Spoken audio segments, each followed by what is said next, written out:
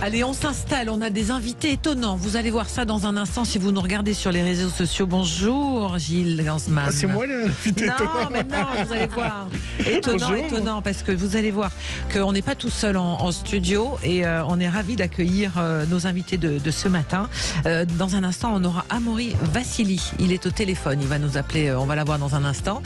Et avec nous également en studio, Christelle Chollet. Bonjour Christelle. Bonjour, comment allez-vous ? Très bien, et vous ? Alors, est-ce que c'est moi l'invité Non, incroyable ? c'est cette petite chose qui est avec vous. Comment s'appelle-t-elle ? Alors, c'est Jean-Michel qui est avec moi. Donc, si vous entendez des bruits bizarres, c'est mon chien, Jean-Michel. C'est pas mon mari, hein, c'est mon chien qui me suit partout et qui adore Sud Radio, qui écoute tout le temps. Voilà, c'est un fidèle auditeur. Absolument. Comment il va, Jean-Michel ? Oui, Jean-Michel, il va bien. Tu vas bien, Jean-Michel ? Oui, ça va. Ça va.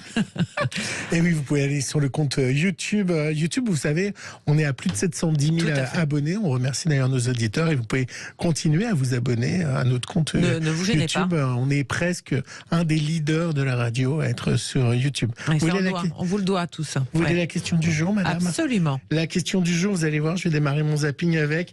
C'est est-ce que l'altercation entre Cyril Hanouna et Louis Boyard, dont vous avez parlé dans votre débat, est-ce que Cyril Hanouna est allé trop loin ?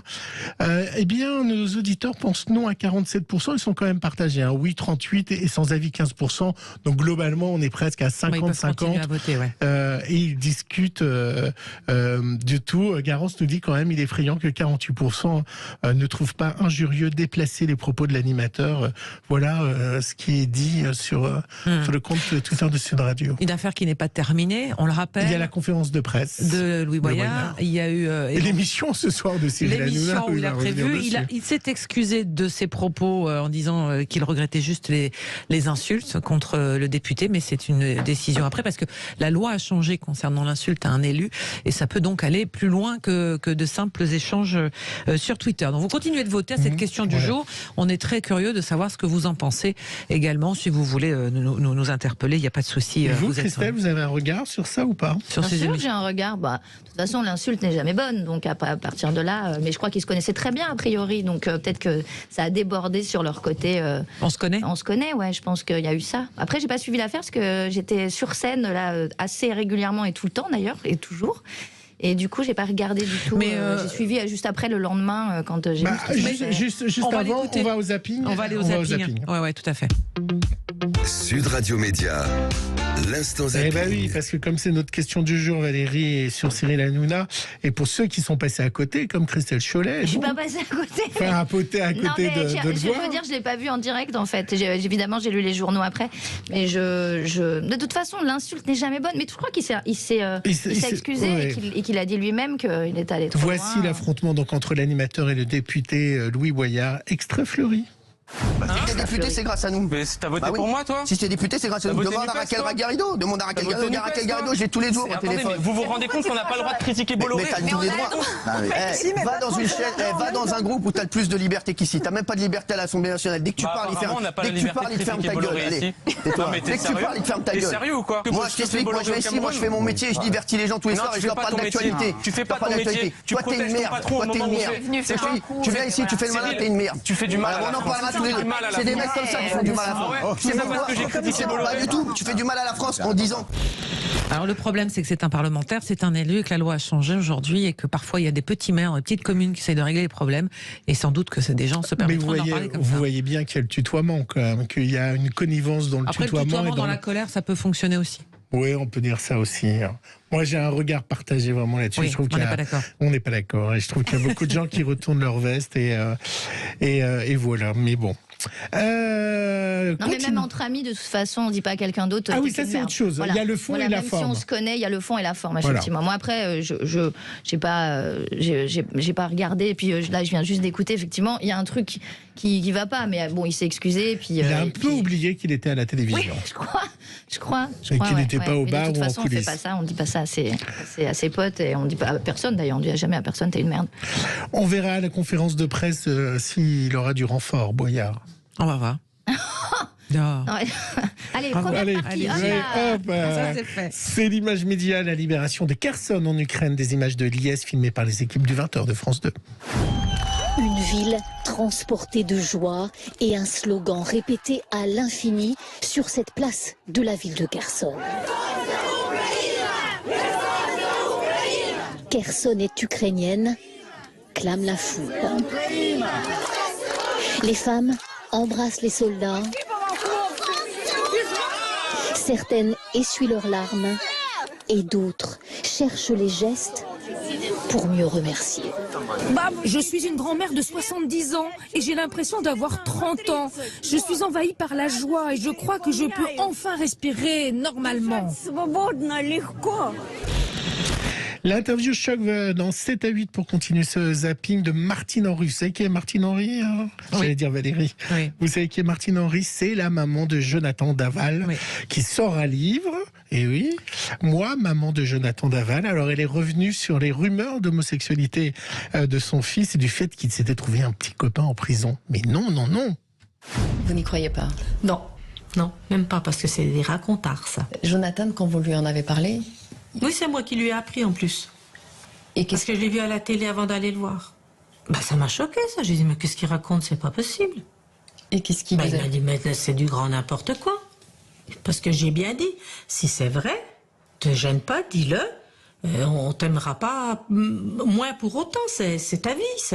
Non, non, non, je ne suis pas comme ça. L'hypothèse d'une homosexualité refoulée de Jonathan qui pourrait expliquer son impuissance avec Alexia, ça vous paraît absurde? Ça a bien été raconté qu'il avait des rapports sexuels avec le papa d'Alexia. Vous y croyez, vous? Donc voilà, c'était...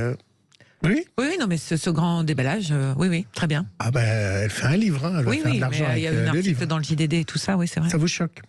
J'ai pas dit que ça me choquait, c'est que c'est toujours, c'est toujours une situation qui est compliquée. Après, elle a parfaitement le droit d'expliquer, de donner son point de vue dans cette affaire. Hier, chez Laurent Delahousse, il y avait Papy Grincheux qui était de retour, Michel Sardou.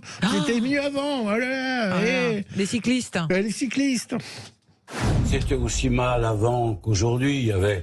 Il y avait des grèves, il y avait la guerre, il y avait des problèmes de fric, il y avait tout. Bon, on n'était pas emmerdés sur les autoroutes. Ça, je dois dire qu'on pouvait rouler à la vitesse qu'on voulait. Il n'y avait pas les trottinettes qui nous les cassent. Et il n'y avait pas les vélos que je supporte pas. Voilà. Bon, ils grillent tous les feux rouges. Le prochain, je me le fais. Le petit édito de ce soir, c'était Michel Sardou. Alors évidemment, le prochain, je me le fais, a beaucoup baisé sur la toile. C'est un appel au meurtre des cyclistes. Et évidemment, la France insoumise et les écologistes ont réagi à ce qu'a dit Michel Sardou. Non mais sérieux? Ah oui. Non mais c'est Michel Sardou. Évidemment que c'est un gars hallucinant, c'est un mec brillant. Évidemment c'est des blagues aussi. Il sait que on l'aime comme ça et que c'est comme ça. Mais on le connaît, on l'aime pour ça.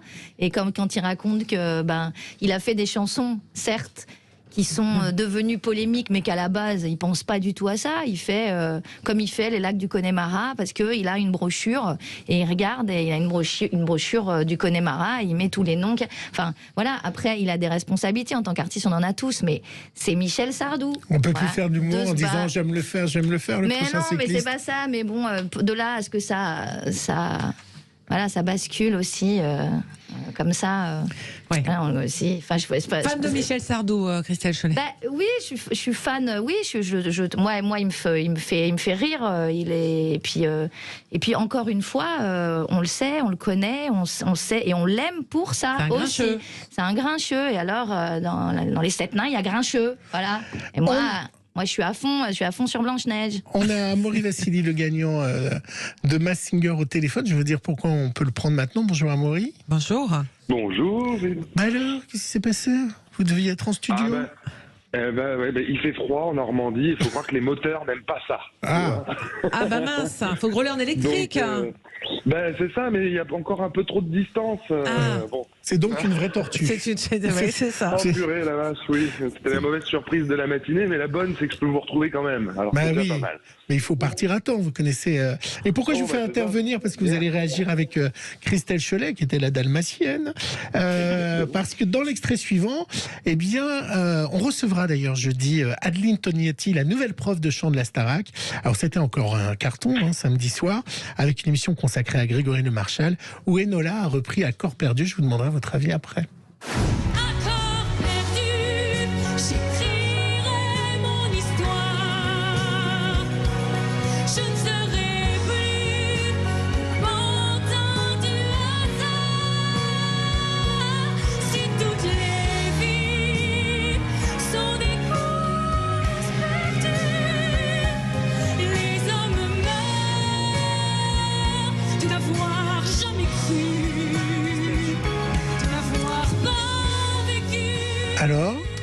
je trouve ça bien. En fait, c'est des élèves. Alors, il y a des petites imperfections et tout, mais c'est des élèves, la Starac. C'est des gens qui sont en devenir. C'est des artistes qui apprennent encore. Et de toute façon, on apprend toujours quand on est artiste. On apprend tous les jours en étant sur scène. Vous aimeriez être prof ou venir donner des masterclass là-bas?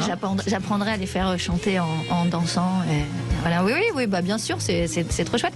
Mais ils sont incroyables, ces mômes, quand même, parce qu'ils sont tout jeunes. Ils sont propulsés, balancés au devant de la scène comme ça devant des millions de téléspectateurs. Être artiste, c'est apprendre, c'est transpirer, c'est suer, c'est parfois faire des fausses notes comme ça.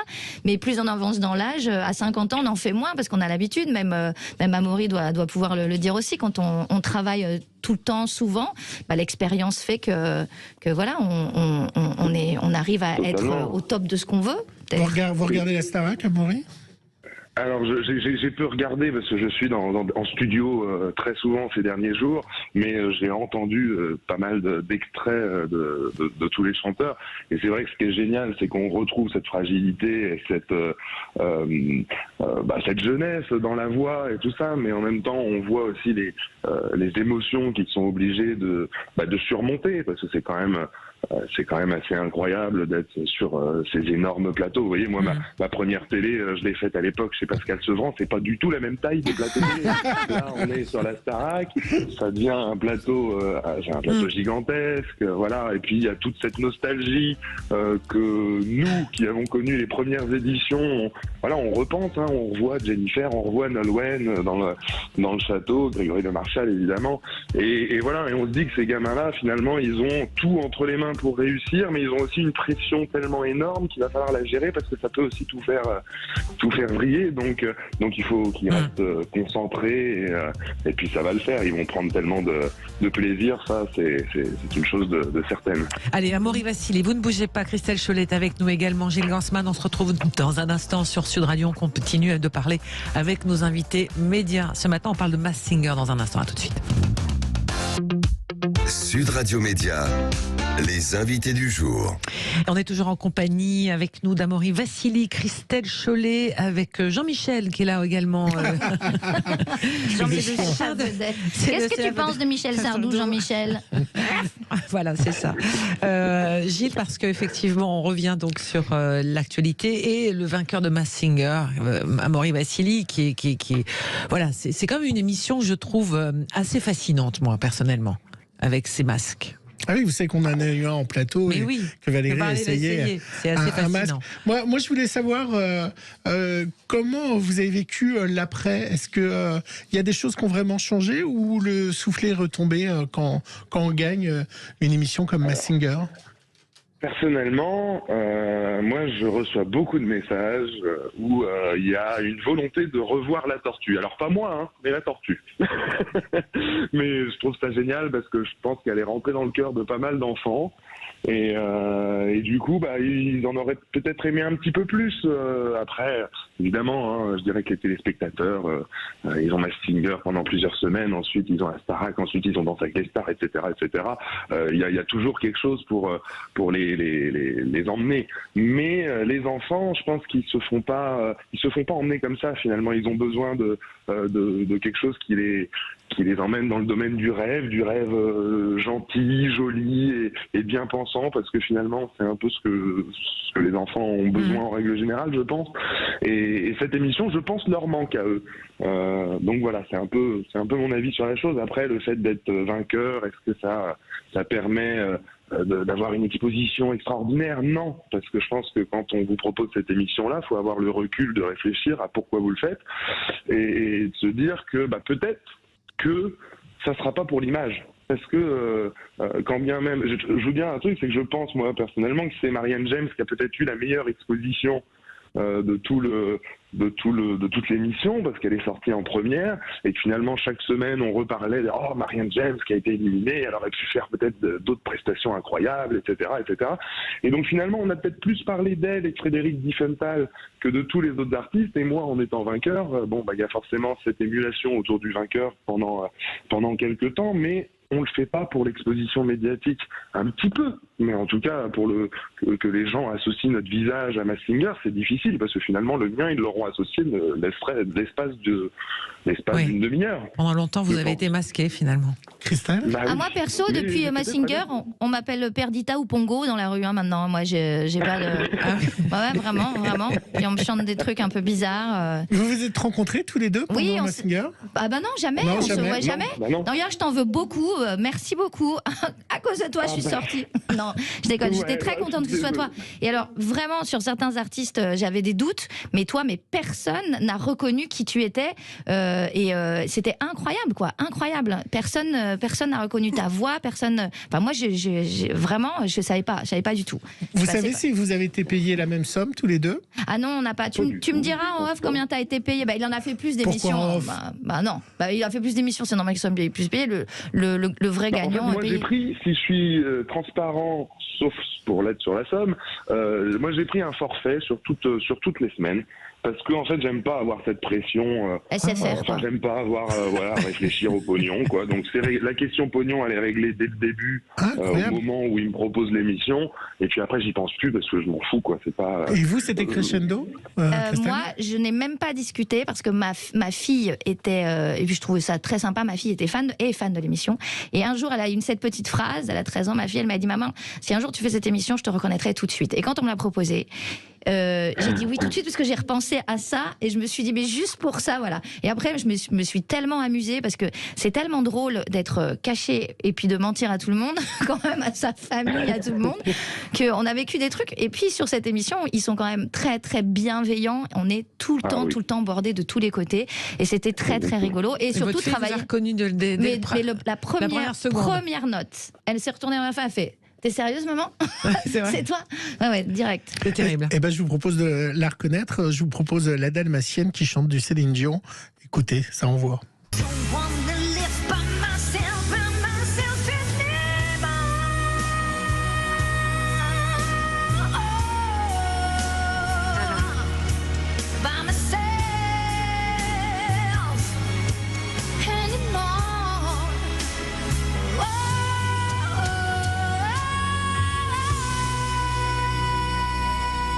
C'est pas mal, hein? Ah oui. Vous nous le refaites?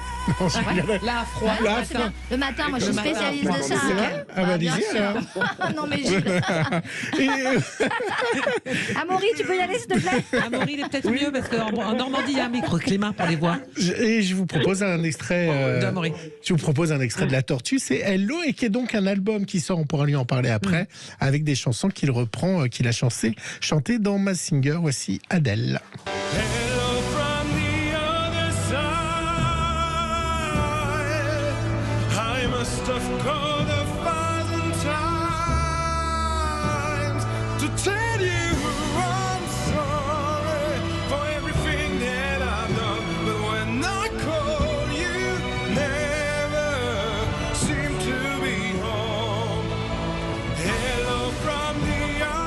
On a quand même deux champions avec nous ce matin. Quand même, du lourd là. Et on entend bien ce côté qu'on adore dans ta voix, ce côté un petit peu lyrique associé à la variété qui donne.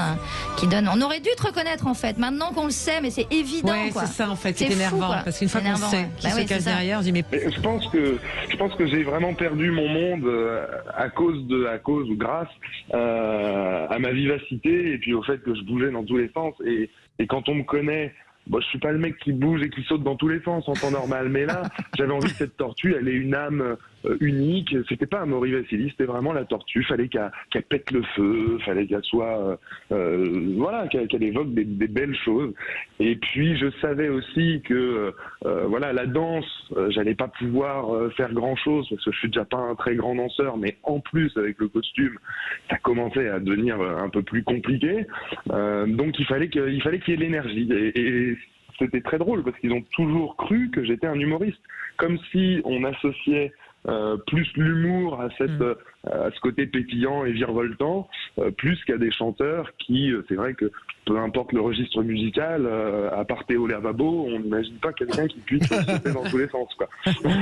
Donc, Masked Singer, vous pouvez retrouver des chansons sur l'album d'Amaury Vassili qui s'appelle Une voix et des chansons qui sort. Et vous, c'est reconditionné. Oui. C'est un spectacle au théâtre de l'île de Paris. Vous faites Nabilou? Non, de la Tour Eiffel. De la Tour Eiffel. Parce que Tour Eiffel Paris. Vous avez vu l'association d'idées? C'est à Paris. C'est quoi ce spectacle? C'est un nouveau spectacle. Et c'est un spectacle. C'est le 6e. Et du coup, c'est un spectacle, c'est du Cholet. Mais comme c'était le 6e, j'avais envie de dire aux gens que c'était du pur Cholet, donc de la danse, du chant et de l'humour évidemment, et que je leur préparais des choses qu'ils n'avaient jamais vues de moi, parce que je n'avais jamais mis des personnages dans mes spectacles. Et cette fois-ci, je me suis lâchée. Ouais, et elle fait Nabilou l'influenceuse. Oui, c'est Nabilou l'influenceuse, mais parce que c'est des personnages qui sont dans nos vies, qui sont dans nos vies et qui sont rentrés il n'y a pas très longtemps dans nos vies, comme reconditionner, ce mot qui est rentré depuis 10 ans dans nos vies. Avant, on disait réparer, c'est la même chose, sauf qu'un objet reconditionné se revend plus cher qu'un objet réparé. Voilà, réfléchissez à ça ce matin sur Sud Radio. Et vous avez 3 heures. Mais c'est un mot porteur d'espoir aussi, parce que ça veut dire que c'est une nouvelle façon de vivre, une nouvelle façon d'anticiper nos vies pour que la planète aille mieux et que nous allions mieux aussi. Merci à tous les deux. J'ai bien dit là ou quoi? Ouais, c'est bien. Ouais. Alors je voudrais faire un petit coucou parce que vous savez que je suis toulousaine et Sud Radio, franchement, on vous connaît depuis longtemps. On nous connaît depuis longtemps sur Sud Radio, donc j'embrasse tous les gens de la région et mon petit village du Tarn à Toriac et mon papa et ma maman et tout ça. Enfin, c'est très beau Toriac, très beau. Vous connaissez? Très beau. Ouais, c'est le plus beau village du monde. Oui, évidemment. À demain, Gilles. Demain, Denis Brognard pour parler de la Coupe du Monde au Qatar et des dispositifs de TF1. C'est dimanche que ça démarre. Ça démarre, et est-ce que vous achetez votre nouvelle télé? Non. Parce qu'il paraît qu'il faut acheter une télé à chaque fois qu'il y a une Coupe du Monde, mais elles ne se vendent pas. Donc j'ai envie de savoir qui achète des télévisions. Amaury, vous êtes fan de foot ou pas, Amaury? Je suis fan de foot, mais je ne casse pas les télévisions quand je suis mécontent. D'accord. Et c'est une grande chance. Mais vous allez suivre la Coupe du Monde? La Coupe du Monde malgré les polémiques? Oui, parce que quand on est un footeux, vous savez, on regarde le ballon et puis les pieds qui tapent dedans, mais pas forcément le reste. Alors c'est pas forcément. Amaury, voilà, PSG ou OM, Amaury? Vas-y, balance. PSG ou OM? Olympique Lyonnais. Voilà, entre les deux. Et oui. Merci à tous les deux, en tous les cas. Christelle Cholet, donc on retrouve au Théâtre de la Tour Eiffel jusqu'au 28 janvier l'album Best of Une voix et des chansons. Amaury Vassili, Gilles Gansman, on se retrouve demain. Et dans un instant sur Sud Radio, c'est Jean-Jacques Bourdin que vous retrouvez, et avec un premier débat autour de la loi sécurité à l'Assemblée qui arrive cet après-midi. Merci, à demain.